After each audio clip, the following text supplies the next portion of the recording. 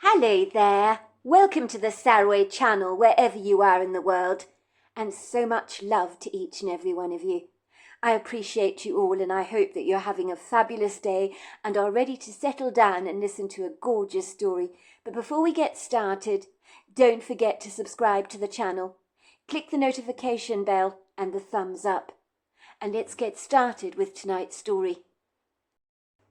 Dear Sarah, and all your lovely listeners, James Madison was seated at the table that was covered in a red and white gingham tablecloth in his favourite Italian restaurant, waiting for his soon-to-be fiancée Deborah Neeson to arrive.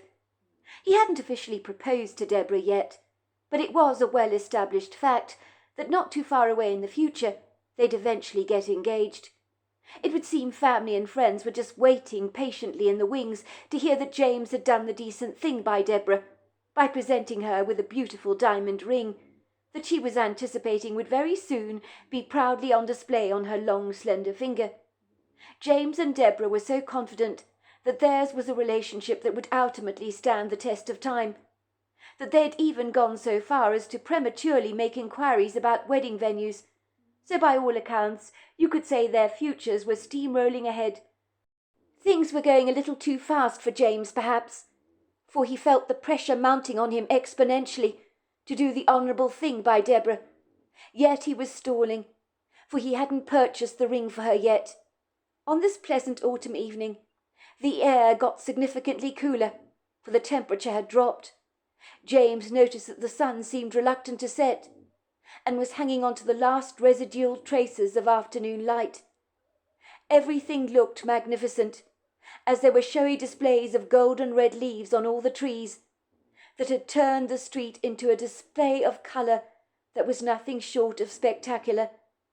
James sat somewhat impatiently at the table in the couple's favourite Italian restaurant, waiting for Deborah to arrive.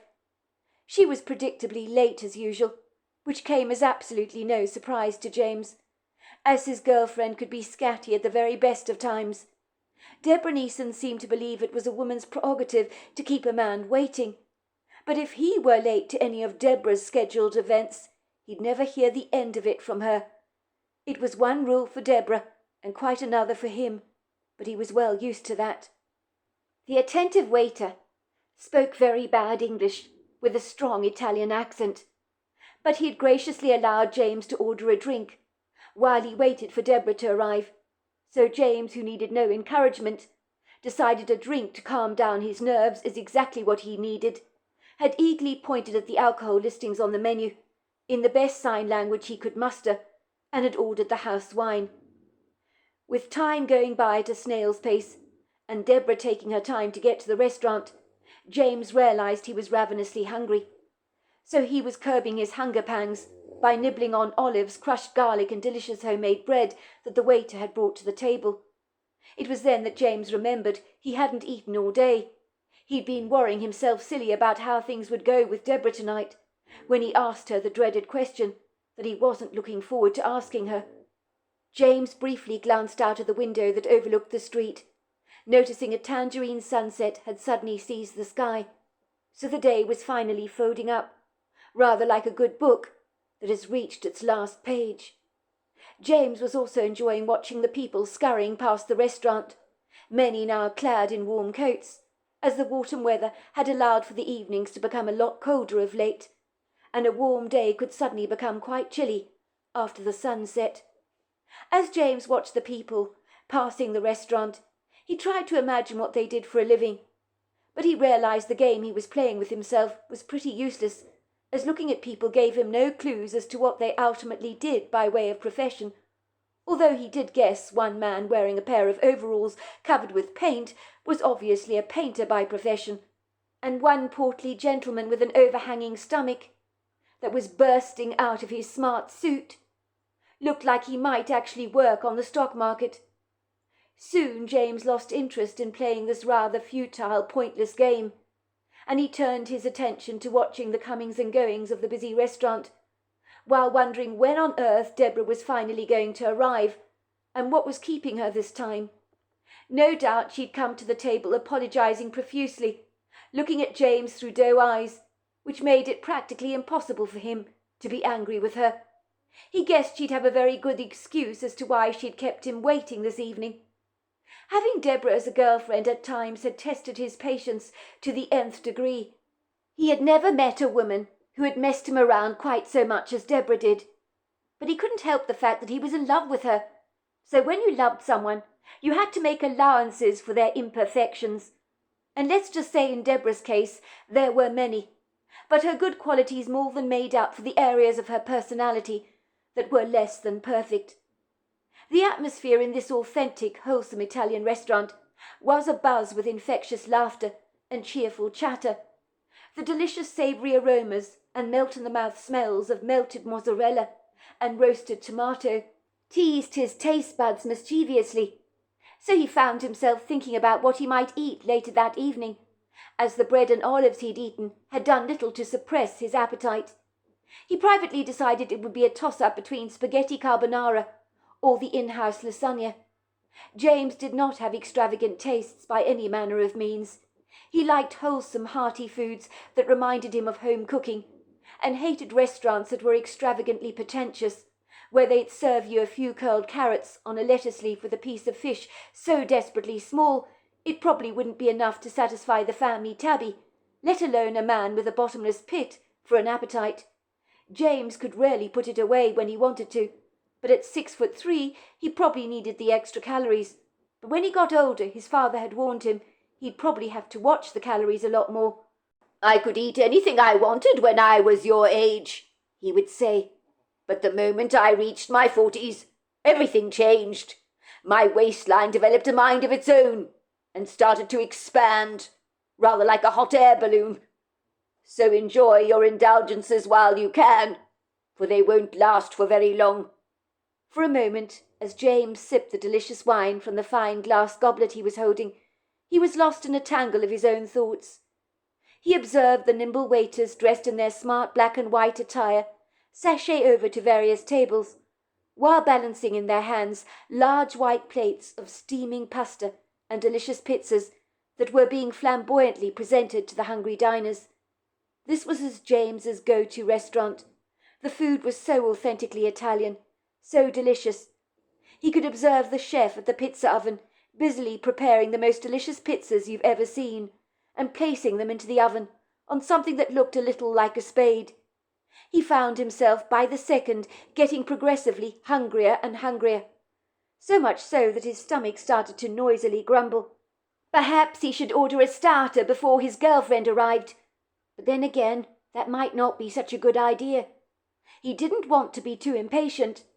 Everything this evening needed to go swimmingly smoothly, and anything that could potentially rock the boat or do something to irritate Deborah might put a spanner in the works, and he couldn't allow that to happen. It was his idea to invite Deborah to the Italian restaurant this evening, for he needed to talk to her about something significantly important that was weighing heavily on his mind. And it was so much easier to talk about uncomfortable subjects that you'd rather not discuss, if you had an enjoyable evening ahead of you, with plenty of wine and good food, to make even the tensest topics of conversation much more palatable. James had gone out of a limb tonight to look devilishly handsome. It was always extremely important to look your best in potentially tumultuous circumstances such as these, when he clandestinely hoped he could turn Deborah's heart into a great big mushy melted marshmallow. Not that he'd ever succeeded in that endeavour before, for Deborah was sometimes as malleable as a piece of cast iron. But if he could get her to agree to this suggestion of his, it would be a monumental relief for him. He knew deep down in his gut that Deborah might not take to his idea terribly well, but then again he knew from many of his life experiences, if you didn't ask, you didn't get. And just supposing Deborah agreed, then it would be a burdensome load off his mind. Why should he feel guilty about asking her anyway, he reasoned to himself. Deborah was making an excellent living, and doing her bit to help him would make life go a whole lot easier for the both of them, would it not? It would steer them towards their ultimate goal of getting married. It would mean they could book venues and organise wedding invitations together. And luckily for James, Deborah's parents had insisted that all aspects of their big day would be covered financially by them. And if James knew his girlfriend as he did, the wedding would not come cheap, as Deborah Neeson had unapologetically extravagant tastes, but she also had a proud father who was a staunch traditionalist at heart, who would be absolutely determined to give his daughter the wedding of her dreams, even though his pockets did not run deep. So James did wonder privately how on earth Mr. Neeson would find the money to pay for everything that his daughter would want. But he wasn't going to worry about that now. There were more pressing issues at stake. James had asked his best friend Noah for advice and what he thought about his marvellous idea that he was going to discuss with Deborah tonight. At first Noah had thought he was joking, and when he had told his friend he was being deadly serious, and this was his plan going forward, Noah had been extremely unimpressed. "Are you being serious, James?" he had said scathingly. "This is Deborah Neeson we're talking about. She likes to be treated like a queen. She's not going to agree to any of this. I don't think any woman would take such an idea with even an ounce of enthusiasm if you ask me. But especially not your Deborah. She won't take this well, bro, I'm warning you. I think it might rile her up. And you know what your Deborah's like when she gets mad. She's like a bear with a sore head. But why would you think Deborah would react adversely to this idea of mine?" James had argued. "I know Deborah can be demanding, and she does have very expensive tastes. But underneath it all, she's got a good heart. Surely she'd understand my plight and want to help me out in any way she can." "You wish. Yes, she's got a good heart. I agree to that," said Noah. "In a way, I suppose. But I'm sorry to burst your bubble, James, and you're not going to like hearing this, but there are some things that men are naturally expected to do in their relationships with women, and this is one of those things. And Deborah is old-fashioned like that." "I don't agree with you," James had said defensively, probably because he really wanted to persuade himself that Deborah would be agreeable to this idea, even though a little nagging voice in his head was telling him otherwise, but he wasn't going to listen to that. Noah had chuckled. "Honestly, James, you're a law unto yourself. I wish I was a fly on the wall when you run this idea by Deborah.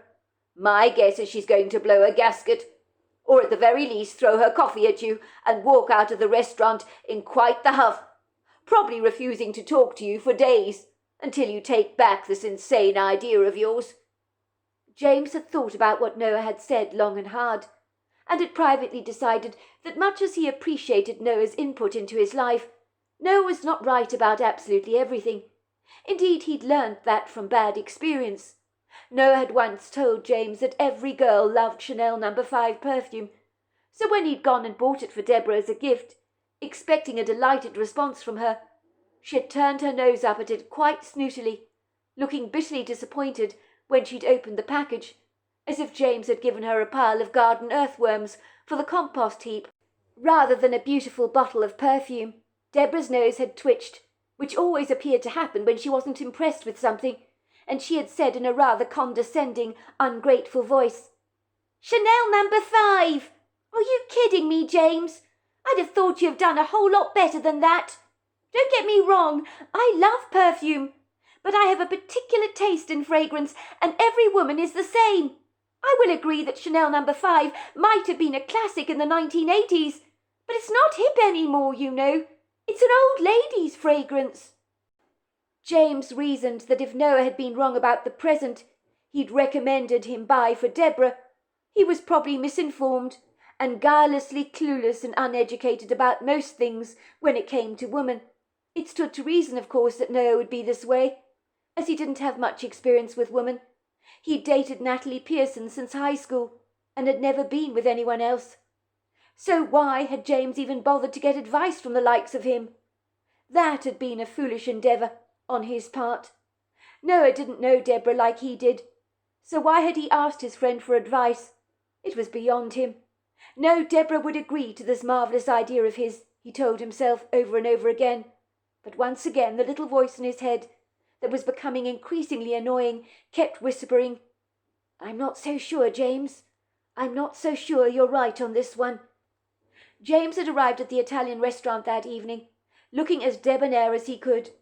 He was wearing Deborah's favourite green and purple pinstriped shirt that she had made to measure for him by a tailor in Thailand, and had brought it back from her trip as a gift. Deborah believed the colours of the shirt brought out his green eyes and made him look irresistibly adorable. And right now irresistible was a word he needed to employ to his full advantage this evening to get Deborah fully on side. Hopefully he could successfully tame the frolicking wild mare inside her, and after plying her with some quality wine this evening, he sincerely hoped she'd become accommodatingly malleable, so that she became compliant, like putty in his hands. But as long as he'd known Deborah, never once had she ever been agreeable to most things. In truth, Deborah Neeson was quite possibly the most disagreeable woman that James had ever met. James noticed that his efforts to look good this evening were obviously paying off in leaps and bounds, judging by the approving glances of some of the diners at the restaurant, including some young women who were surreptitiously giving him the once-over. He had gone to great lengths to attend to his appearance this evening, ensuring that everything he wore fitted him seamlessly like a glove. Normally he never went to this kind of trouble. He'd even visited a European barber in the morning, who could barely speak a word of English, as he had come from Spain, but the man had an outstanding reputation for being very skilled with a pair of scissors and a razor. He had given James a short cut and sides haircut, followed by a straight razor shave that had made his face look as soft as a baby's bottom. Deborah liked James to be respectably clean-shaven. She hated facial hair of any kind. On one occasion James had grown a moustache, and she'd refused to go out with him that evening until he'd shaved it right off, claiming he looked as if he had a grotesquely ugly hairy caterpillar growing above his mouth. Let's not kid. Every effort you made with your appearance really did help when you were relying on your charm to get your girlfriend to eat out of your hand. At the best of times, Deborah Neeson could be unpredictable and sometimes pugnaciously difficult. It was just his luck that he'd fallen in love with a woman who was quite high maintenance, and Deborah made no apology for the fact that she loved beautiful things. Everything she liked tended to be very expensive. Deborah instinctively knew if something was cheap, you could never pull the wool over her eyes. The first times James had taken Deborah out on a date, she'd accidentally left her purse behind at the restaurant. The couple had returned to the restaurant to inquire at the reception desk after Deborah's missing purse, but there had been no sign of it anywhere, and she had been grievously upset. "Well, what are you going to do about my missing purse?" she asked James accusingly, as if by magic he could suddenly make it reappear, rather like a white rabbit suddenly appearing out of a magician's top hat. "Well, there is nothing I can do," James had said very matter-of-factly. "I'm very sorry, Deborah, but someone may have pinched your purse. It is a dreadful pity, because this is a high-end restaurant, and purses like yours shouldn't go missing here. You never know. Maybe it's just gone astray and they'll find it later."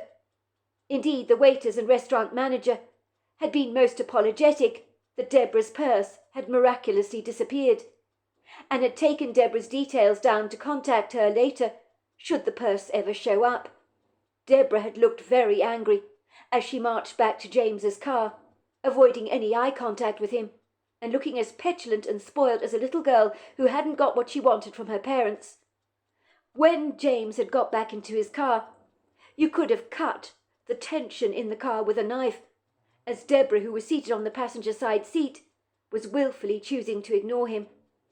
"I'm very sorry about your purse, Deborah," he had said, trying to sound sympathetic, but not really succeeding. "We went back to the restaurant, and as you can see, it's not there. But as I was saying, let's keep a positive approach, shall we? Maybe it will turn up. And if it does, the restaurant will contact either you or me, and I will personally go and pick it up for you."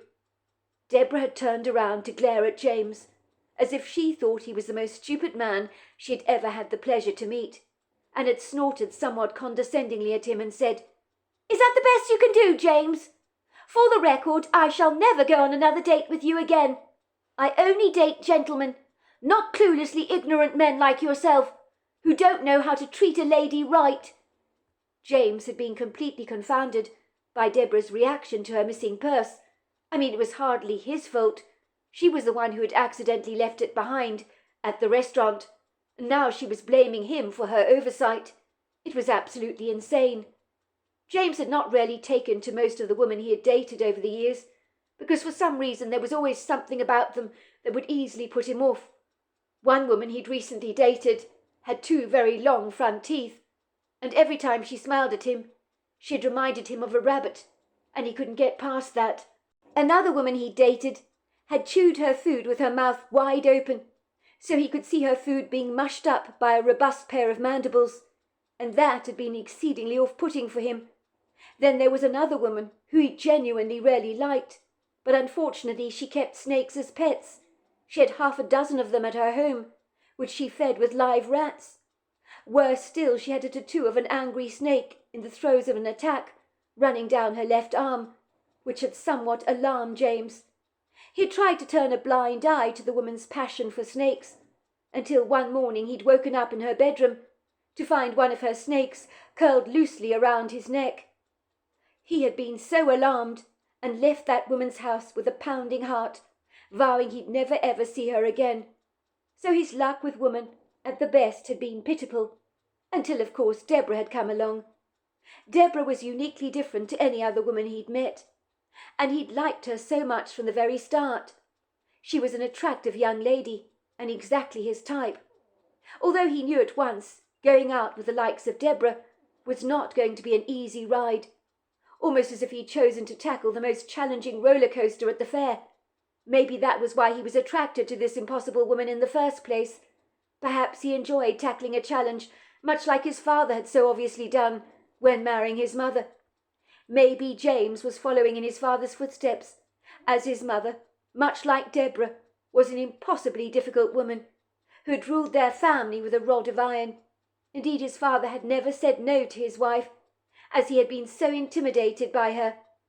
James told himself dozens of times over that he'd never ever marry anyone as difficult or as impossible as his own mother, but Deborah Neeson was surprisingly a lot like his mother. So he realized, even though he didn't want to admit it, that he was a lot like his father, and probably following in his footsteps. "Well, what do you want me to do?" he had asked Deborah, while lifting her home. "I know you're annoyed with me, but it's not my fault that your purse went missing. I can't magically make it reappear, can I?" "Maybe not, but the least you can do is replace it for me. After all, I lost it on my date with you. So you should be responsible for replacing it, shouldn't you? That's what a gentleman would do. But you're obviously not a gentleman. I only date men who treat me like a queen, and I certainly don't want to ever see you again as long as I live. I'm far too good for the likes of you." James had been completely confounded by Deborah's irrational, illogical reasoning. It had never occurred to him, even for a second, to offer to replace Deborah's missing purse. He had realized that that was the reason she was sulking in his car and giving him these dirty looks. He'd never get this beautiful young woman to agree to go out with him on another date if he didn't do the chivalrous thing and replace her purse for her, so that is what he decided to do. "I'm a gentleman," he assured Deborah. "It hasn't occurred to me to offer to replace your missing purse, and for that I apologize. But now you've brought the matter to my attention, I will buy you another one in the morning, as long as you promise me one thing, that you will agree to go out with me again, because I really like you, Deborah." Deborah had stopped pouting instantaneously and given James a winning smile. "Of course I'll go out with you, if you behave like a gentleman. But the moment you don't treat me like a lady, I'll spit you out of my life so fast you won't know what's hit you. Let's just say, I don't have any time for men who don't treat women right." The following morning, true to his word, James had taken Deborah to buy a brand new purse from an upmarket department store in town, and had been horrified to discover it was a designer purse that invariably cost an arm and a leg, and would practically break the bank. But some things were well worth investing in, and Deborah Neeson was a sound investment as far as James was concerned. He had gritted his teeth and agreed to pay for the purse. 12 hours later the restaurant had phoned James to say that Deborah's purse had at long last been found.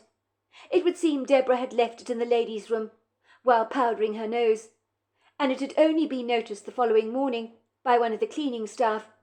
So Deborah ended up doing very well for herself, as now she had another designer purse in her possession. There had been fleeting moments, or pauses in time, you could say, when James had privately wondered if Deborah Neeson had lost her purse on purpose at the restaurant in order to get him to buy her another one. But he reasoned to himself that Deborah Neeson would not do such an unethical thing. Or then again, would she? Of course, Noah had reminded James of the incident. "Have you forgotten what Deborah's like?" he had teased. "She's not going to be up for this insane idea of yours," he had said. "Not someone like her, who expects a man to be a gentleman at all times, even unreasonably so. A woman like Deborah ain't going to agree to this proposal of yours that doesn't benefit her in any way. I'd put money on it. That's if I was a betting man. But luckily for you, I'm not." As James sat there in the restaurant, his black leather shoes tapped the floor rather nervously, as his eyes kept awkwardly skimming past tables and waiters carrying glasses containing colourful cocktails and plates of delectable-looking food. What if Noah was right, he thought uneasily to himself, allowing Noah's words to suddenly enter his mind. What if Deborah loses it with me this evening? As he was thinking this, there she was, breezily coming towards him, her glossy long blonde hair swinging behind her in what seemed like a shimmering curtain of gold. As usual, she looked predictably ravishing, wearing a white pair of tailored pants that widened very stylishly at the bottom, giving her a graceful classic look. And when she moved towards him, it seemed as if she was floating on air. She was wearing a winning smile on her face, which would have looked very appropriate on a Colgate commercial. She wore a white silk blouse that was nipped in at the waist with a slender belt and a gold buckle. She was carrying a slim designer purse over her shoulders that James had never seen before, so he secretly suspected it was a new, very expensive addition to her wardrobe.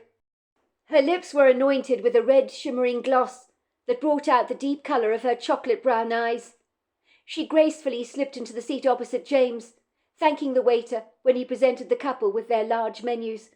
James was glad to see that the waiter that could barely speak a word of English was no longer serving them tonight, and as luck would have it, the waiter that had been assigned to their table was a regular American, so thankfully there'd be no language barriers between them tonight.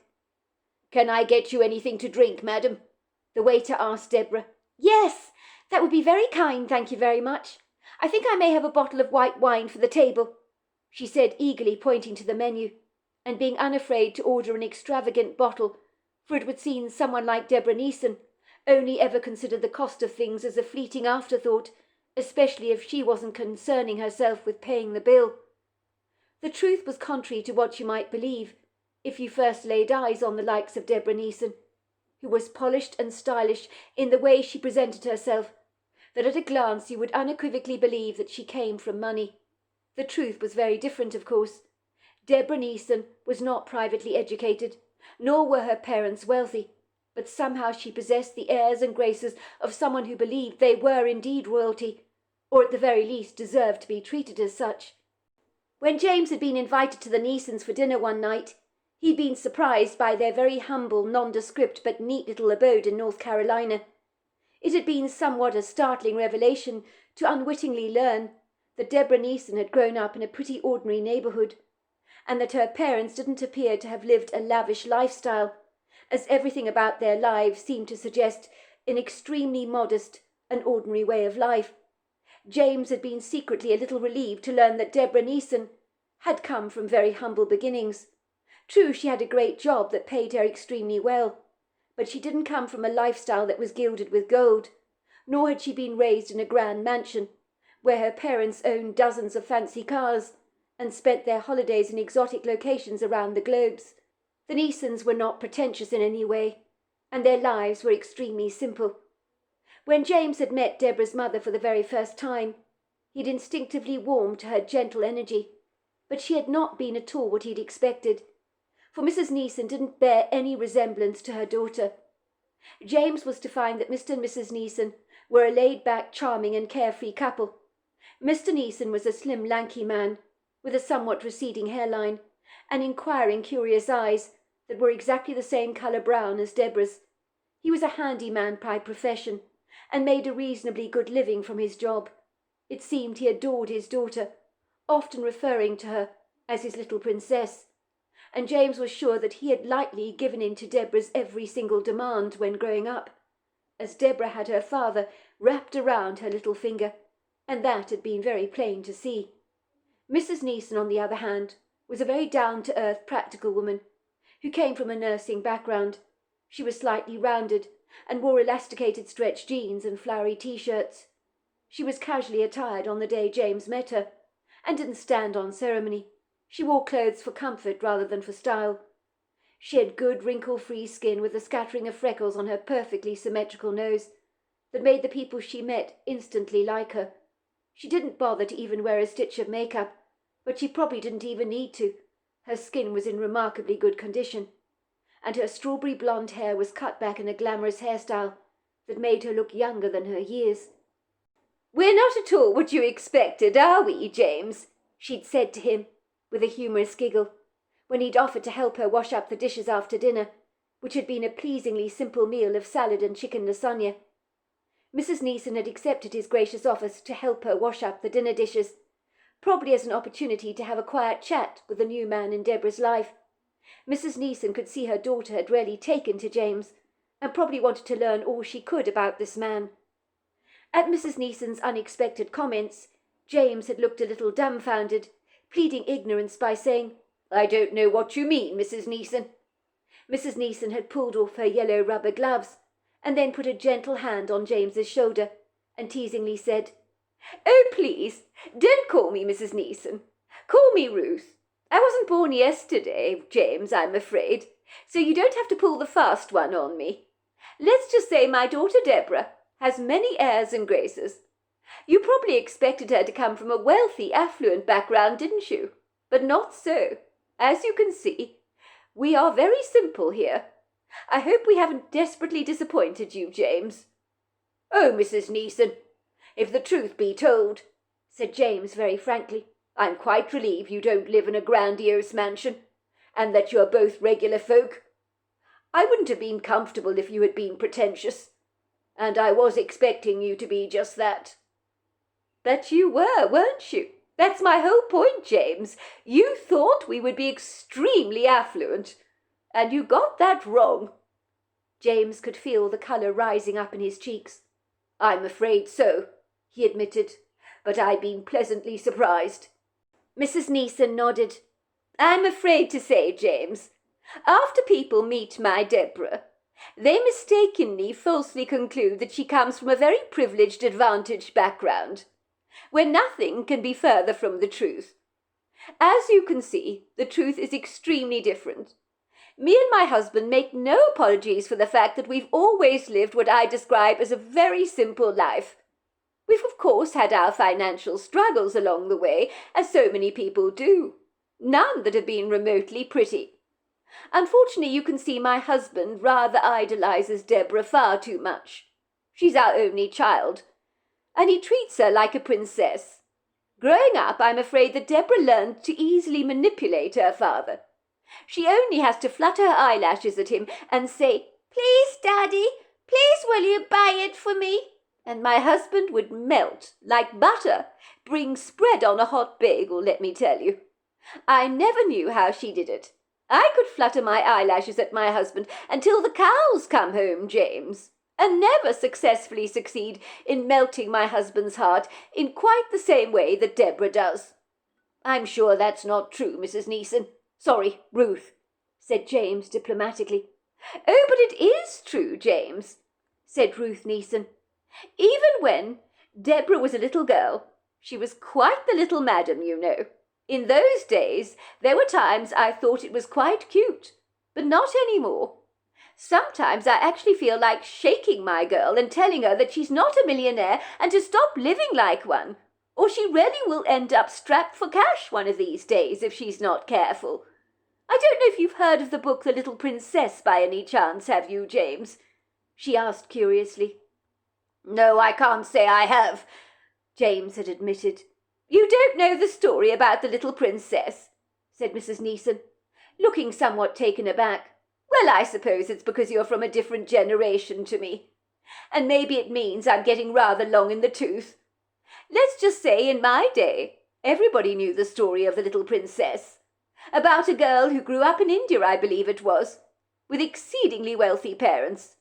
She was one of those self-entitled brats that had everything that money could possibly buy, until one day she had a very rude awakening. My daughter has never had that rude awakening, but boy, do I wish she had. So there we are, that is the end of part 1. Part 2 is tomorrow night, and I look forward to you joining me then. Until next time, goodbye and good night.